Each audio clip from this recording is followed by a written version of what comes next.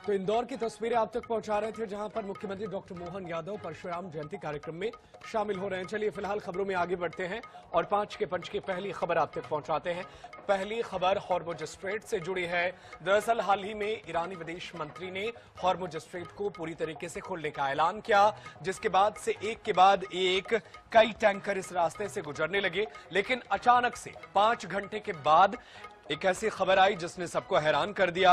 Iran की तरफ से IRGC ने, उनके नौसेना ने तुरंत ऐलान किया कि हॉर्मुज स्ट्रेट में जब आवाजाही जो है फिर से बंद की जा रही। बताया यह जा रहा है कि तनाव बढ़ गया। हॉर्मुज में 2 भारतीय जहाजों पर हमले किए गए, जिसके बाद से भारत की सरकार अब सतर्क हो गई है। विदेश मंत्रालय ने ईरानी राजदूत को तुरंत तलब कर लिया और कड़ी आपत्ति दर्ज कराई गई है। विदेश सचिव ने बैठक में इस घटना पर गहरी चिंता जताई और सुरक्षा सुनिश्चित करने की मांग की है।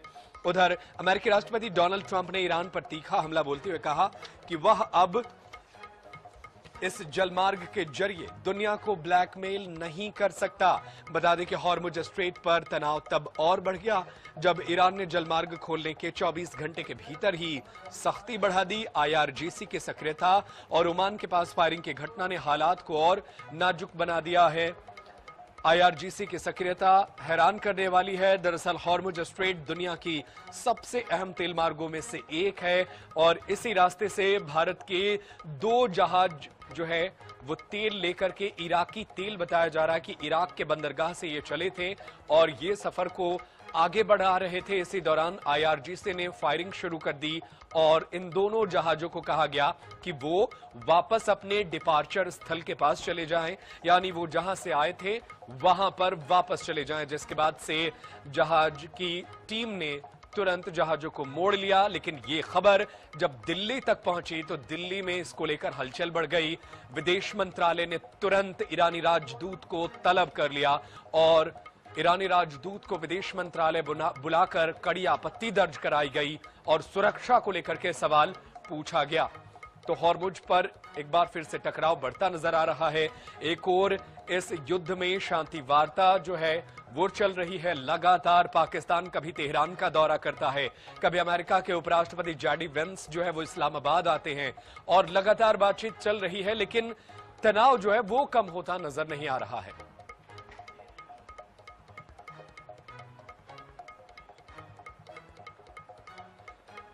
और चलिए हमारे साथ इसी खबर पर चर्चा करने के लिए रक्षा विशेषज्ञ मेजर मोहम्मद अली शाह जुड़ रहे हैं, उनका रुख कर लेते हैं। सर देखिए, लगातार तनाव को कम करने की कोशिशें तो हो रही है, लेकिन उसका नतीजा जो है वो देश भुगत रहे हैं जो इस युद्ध में डायरेक्टली इन्वॉल्व नहीं है। भारतीय जहाजों पर फायरिंग करना, इसे कैसे सही ठहराया जाएगा? और क्या इस बात में अब कहा जाए कि दम है कि ईरान जो है हॉर्मुज स्ट्रेट के नाम पर ही दुनिया को ब्लैकमेल कर रहा है, या वो इसका अब जरूरत से ज्यादा इस्तेमाल कर रहा है? बात सही है कि वो ब्लैकमेल भी कर रहा है, जरूरत से ज्यादा इस्तेमाल भी कर रहा है। देखिए, अंतर्राष्ट्रीय समुद्री कानून के तहत, international water laws, international laws के तहत आप किसी भी स्टेट को आप वैसे ब्लॉक नहीं कर सकते हैं। एंड तो इसमें क्या है कि डोनाल्ड ट्रंप साहब दरअसल उन्होंने भी बहुत बड़ी गलती करी है। ताली हमेशा दोनों हाथ से बचती है। ईरान तो ओवर यूज कर रही रहा है। डोनाल्ड ट्रंप साहब ने क्या गलती करी? भाई आप देखिए, युद्ध से पहले तो स्ट्रेट ऑफ हॉर्मुज खुला हुआ था। बिल्कुल सर, ये खुला हुआ था। मैं खुद ईरानी विदेश मंत्रालय ने कहा कि खुला हुआ है। सवाल ये है ना कि जो ब्लॉकेज अमेरिका ने किया है उसका क्या? उस पर कोई ध्यान नहीं दे रहा है। ईरान अगर रास्ता खोलता है तो अमेरिका भी तो अभी रास्ता बंद किया है, वो हटने को तैयार नहीं है, तो ईरान कैसे झुक जाए? बिल्कुल, देखिए बात बिल्कुल सही है। देखिए, अमेरिका ने दरअसल 100 से अधिक राष्ट्रों पे अब तक मिलिट्री एक्शन कर रखा है, ठीक है। किसी ने भी नहीं कहा कि अमेरिका जो कर रहा है वो व्हाइट आतंकवाद है, किसी ने नहीं कहा आज तक, लेकिन करा तो अमेरिका ने वही है। अमेरिका ने ईरान में बिल्कुल, अमेरिका इसको दबाव के तौर पे इस्तेमाल कर रहा है और ईरान अगर वो बातचीत के मेज पर जा रहा है तभी भी वो ये साबित करना चाहता है कि हम दबाव में नहीं हैं, हम आगे कुछ भी करने के लिए तैयार हैं। और इसका ही नतीजा है कि भारतीय जहाजों पर फायरिंग की गई, तुरंत हॉर्मुज को बंद कर दिया गया। बहुत शुक्रिया मेजर मोहम्मद अली शाह हमारे साथ जुड़े और इस पर चर्चा की।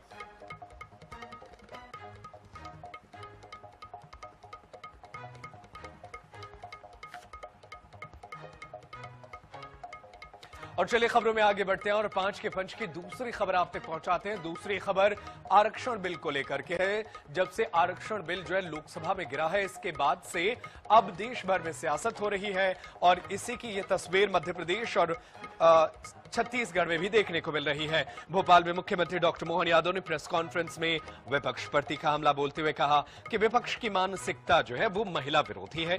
सीएम ने प्रधानमंत्री ने सभी दलों को पत्र लिखकर सहमति की कोशिश की थी, लेकिन विपक्ष की चुनावी राजनीति के कारण समर्थन नहीं मिला। मुख्यमंत्री डॉक्टर मोहन यादव ने विपक्ष की तुलना दुर्योधन और दुशासन से करते हुए द्रौपदी का चीर हरण तो हमने 5000 साल पहले सुना था, लेकिन बहनों की इज्जत के साथ खेलने का घटनाक्रम संसद में जिस प्रकार हुआ वो हमारे लिए अत्यंत कष्टकारी और निंदनीय है।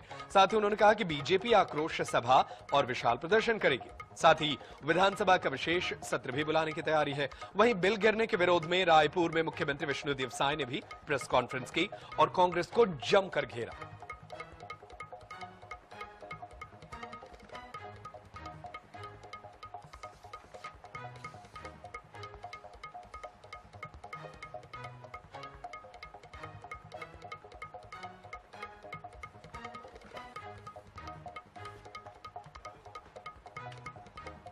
और चलिए खबरों में आगे बढ़ते हैं और 5 के पंच की तीसरी खबर आप तक पहुंचाते हैं। तीसरी खबर उज्जैन से है। दरअसल महाकुंभ में वायरल गर्ल जो है हर्षा रिछारिया जो है उसने संन्यास ले लिया है। बताया जा रहा है कि हर्षा रिछारिया ने संन्यास का ऐलान कर दिया है। उन्होंने अपने जीवित रहते हुए खुद का पिंडदान कर दिया और सन्यासी जीवन में प्रवेश किया है। अब वे हर्षानंद गिरी कहलाएंगी। बता दें कि हर्षा सोशल मीडिया इन्फ्लुएंसर के साथ मॉडल और एंकर रह चुकी हैं। तो हर्षा रिछारिया महाकुंभ से वायरल हुई थी, जिसके बाद से उनके कई वीडियोस सोशल मीडिया में आए। कई बार वो अपने बयानों को लेकर के चर्चा में रही, लेकिन अब बताया ये जा रहा है कि उन्होंने संन्यास ले लिया है और अपने जीवित रहते हुए खुद का पिंडदान कर दिया है।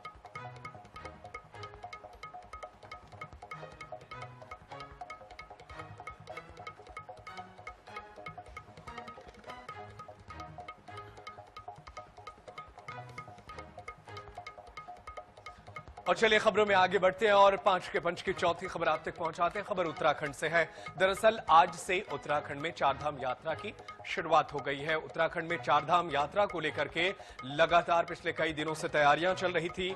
आज दोपहर 12:15 पर गंगोत्री और 12:35 पर यमुनोत्री के कपाट खोल दिए गए। गंगोत्री में पहली पूजा प्रधानमंत्री मोदी के नाम की हुई, जिसमें मुख्यमंत्री पुष्कर सिंह धामी शामिल हुए। इस पूजा के खत्म होने के बाद आम लोग अब मां गंगा के दर्शन कर पा रहे हैं। उधर मां यमुनोत्री में कपाट खुलते ही काफी देर से दर्शन के लिए खड़े लोगों की भीड़ अब मंदिर की तरफ बढ़ती दिख रही है। वहीं बाबा केदार की डोली भी अपने शीतकालीन गद्दी स्थल ओंकारेश्वर मंदिर से फाटा की ओर रवाना हो गई है। बाबा की पंचमुखी डोली 21 अप्रैल को केदारनाथ पहुंचेगी, जिसके बाद अगले दिन 22 अप्रैल को कपाट खुलेंगे।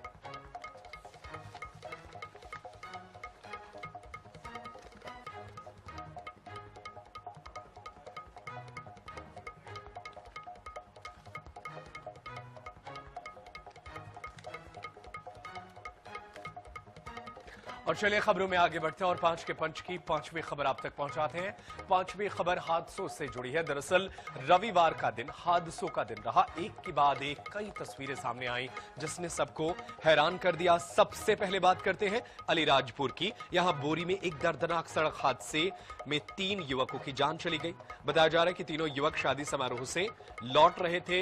वहीं ये 5 अलग अलग तस्वीरें अलीराजपुर, बालाघाट, पुष्पराजगढ़, मऊगंज, नारायणपुर की अलग अलग हादसों में लोगों ने अपनी जान गंवाई है। बताया जा रहा है कि अनूपपुर में पुष्पराजगढ़ तहसील अंतर्गत ग्राम पौनी के खेत गांव के पास एक तेज रफ्तार ट्रैक्टर अनियंत्रित होकर पलट गया। इस हादसे में 4 लोगों की मौके पर मौत हो गई।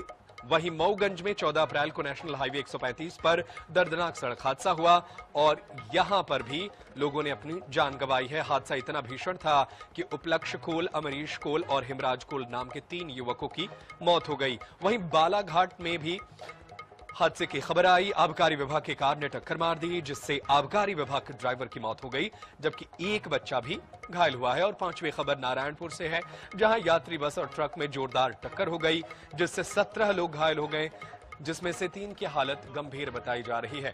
तो रविवार का दिन हादसों का दिन रहा। अलग अलग शहरों से ये तस्वीरें सामने आई, जिसमें लोगों ने अपनी जान गंवाई है।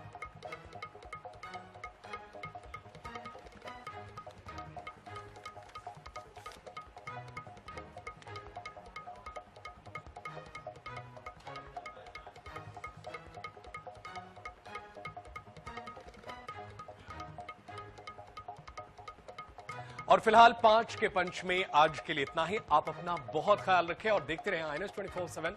धन्यवाद।